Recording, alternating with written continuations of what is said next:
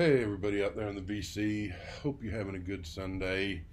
It is, the sun's finally starting to go down there, but well, it was probably about 103 today, and even though it's starting to get dark, it's probably still nice, refreshing, comfortable, 99, 100 degrees out there.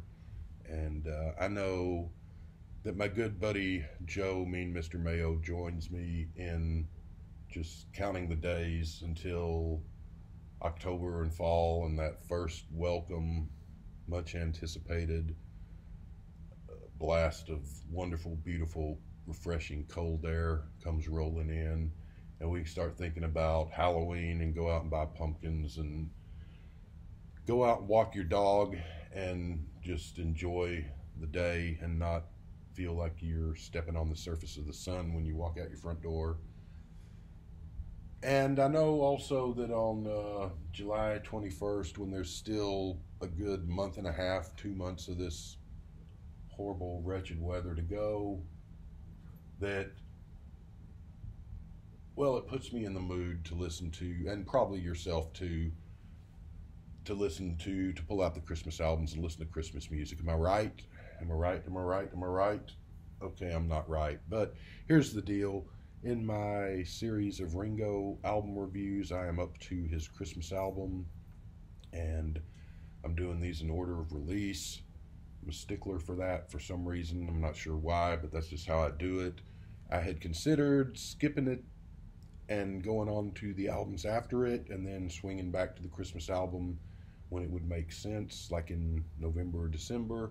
And I even considered just putting the Ringo reviews on pause for now and moving on, because there's other bands, other people that I want to do reviews of. But that seems like a long time to put it off, and so I just want to keep going. For that reason, on July 21st, when it's a balmy, just wonderful 100 degrees outside there, and there's bugs all over the place, and we're going to talk about Christmas music. So, of course, we got the Beatles with their fan club singles and the Beatles Christmas albums. Wonderful, wonderful stuff. For me, it's just not the Christmas season until I hear, hello, this is John speaking to you with his voice. Of course, John would do Happy Christmas War is Over, which has become a Christmas classic, and deservedly so. It's a great song. It's all over the radio on Christmas. Has been ever since I was a kid. Paul, a few years ago, released this, the cover of the Christmas song Chestnuts on an Open Fire. It's okay version. And of course, back in 1979, he had Wonderful Christmas Time. Not one of my favorite McCartney songs, but it's become a Christmas perennial also. George had Ding Dong, which is actually a New Year's, not a Christmas song, but there you go. And Ringo outdid them all by releasing an entire Christmas album, something none of the other three have ever done. So we have Ringo stars I Want to Be Santa Claus. There's The Holly and the Ivy. There's Ringo in his Santa garb.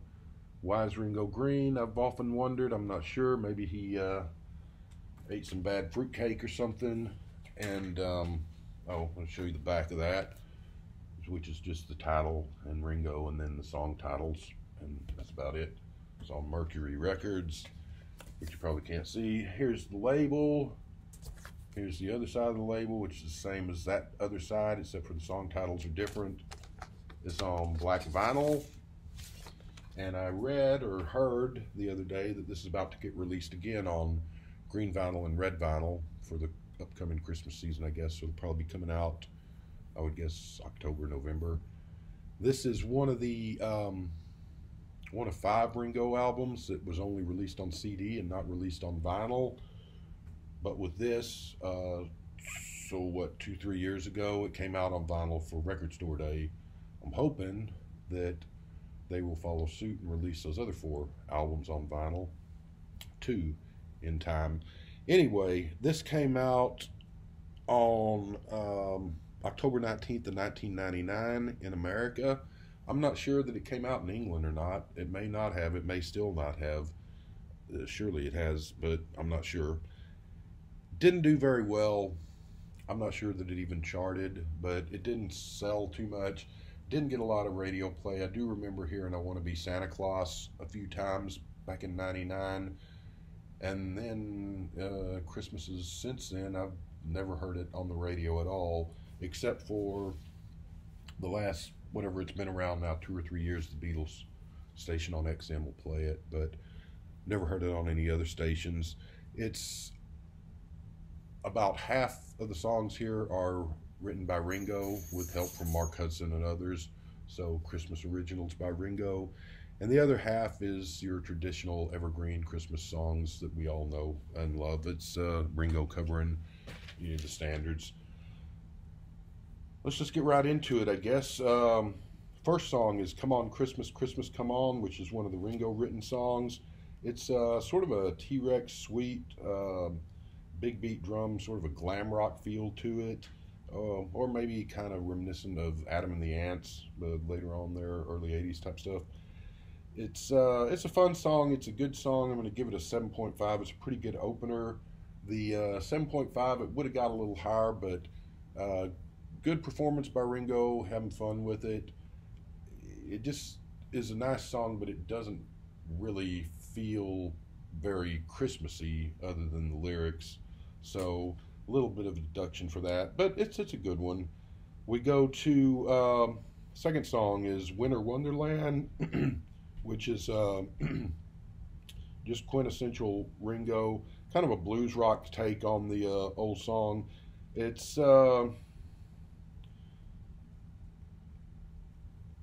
good enough cover version, but it's also a little boring and sounds a little bit phoned in. But it's good enough to get a 6 in my book, Winter Wonderland. Now we come to "I Want to Be Santa Claus," the title track. That's written by Ringo, of course, and some others. A little bit slow paced and morose, but not terrible, but also not great. So "I Want to Be Santa Claus," I'm going to give that a 6 as well. "Little Drummer Boy," we all know. Ringo does a pretty good version, but a lot of other people have done it better. So I guess I'm going to give that a 5.5. We'll just split the difference there on "Little Drummer Boy." "Rudolph the Red-Nosed Reindeer," pretty good cover version from Ringo. Again, other people have done it better, but he does it pretty well here. We'll give that a 7. "Christmas Eve" is Ringo original again. Very affecting, very pretty, very poignant song. One of the best on the album. I'm going to give that an 8, and that's a good one there. We flip the record over for side 2. We get "Christmas Dance," which is another Ringo song. Very upbeat, kind of a rockabilly song, kind of a Cajun sounding, kind of a Cajun rockabilly marriage mix of a song, with a neat little bit of classical music at the end. Upbeat. It's a great fun song. I'm going to give it a 9. It's probably my favorite on the album. But again, it, like so many of the songs on here, some good performances, some good songs, but they just don't really sound all that Christmassy, and that's sort of a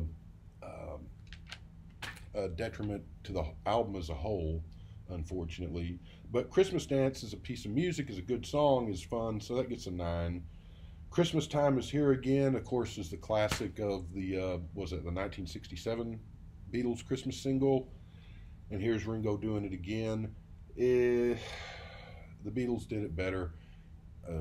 No surprise there. The Ringo version is not the worst thing in the world, but is very, very repetitive. And the Beatles version was pretty repetitive too, but not as much. I always thought that it was a shame because the Beatles probably didn't really even think about that song and just tossed off that bit for their fan club Christmas record, which they loved. I think they loved making those fan club Christmas records in the early days, 63, 64 and all. By 67, it was probably just a chore that they just get this thing done and get out of here, maybe. I don't think they had as much interest in it in the later years as they did the early. And so they probably never really thought about "Christmas Time Is Here Again" much one way or the other. And it's a darn shame that they didn't take the time, because it's a cracker. It's a great song. And it's a shame that they didn't think to take the time to actually write some lyrics and a proper song around it that they could have released as a Christmas single to the public. That would have been a huge hit and a Christmas classic, I think, to this day. Even as it is sort of a fragment of a song, I think it's still somewhat of a Christmas classic, the Beatles version. The Ringo version is just Christmas Time Is Here Again, repeated like 500 times. It's very repetitive. It's just got a guitar solo from Joe Perry from Aerosmith in there that's okay, but other than that, it's kind of a drag, and it's a shame that Ringo didn't call on Paul or even George to say, "Hey, help me turn this into a proper song for my Christmas album," instead of just singing "Christmas Time Is Here Again" over and over and over and over and over. So, "Christmas Time Is Here Again," the Ringo version, is going to get a 4.5. "Blue Christmas." Elvis and so many other people have done this song and done it better than the Ringo version here. But Ringo's voice really fits the song. It is kind of a country music take on it. So he does a really good job vocal wise and just fitting into the song. But it's one of those songs that's been done a million times and better. So I'm going to give Blue Christmas a 6. Dear Santa is the next song up. That's written by Ringo and Hudson and other people. 50s rock and roll thing. It's got a good message of Christmas selflessness. It's sort of, I have plenty, give my presents to someone else who needs them. Santa, we need the spirit of Santa in the world, which is certainly true.